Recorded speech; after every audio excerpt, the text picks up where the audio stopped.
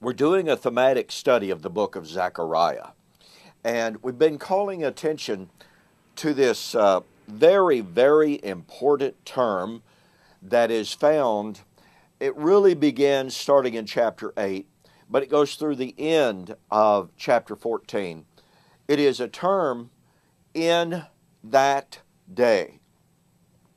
Now, in that day does not refer to one single 24-hour day. It is a specific period, however. It is the generation in which Jesus lived. It is only a presuppositional theology that would go to these texts and say, oh, well, it didn't happen like I think it should have, therefore it couldn't have happened in the first century.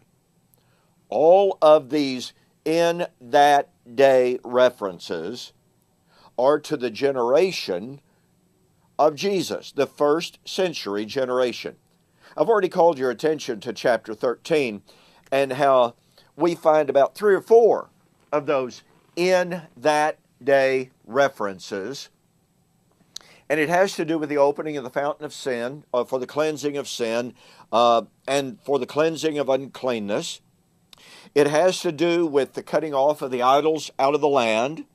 It has to do with the passing of the prophets, the prophetic office, out of the land. And in that day is the time when the shepherd would be stricken.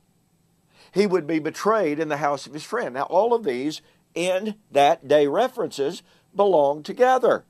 There is no huge temporal gap between in that day when the fountain would be opened and the day of the striking of the shepherd. There just simply is no justification for that in the text.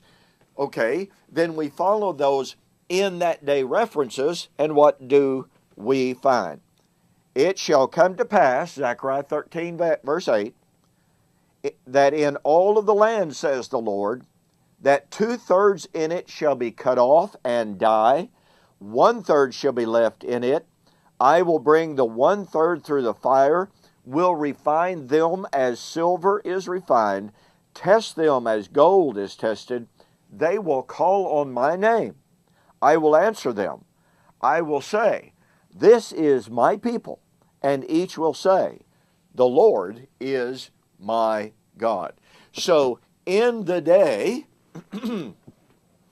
in which the shepherd would be stricken, in the day in which the shepherd would be betrayed in the house of his friends, in that day, 2/3 of Israel would perish. A remnant would be saved. Now, we'll discuss the remnant in our next text, because this has more to do with a physical salvation.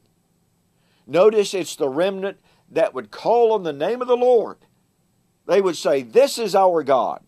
And Yahweh would respond, this is my people.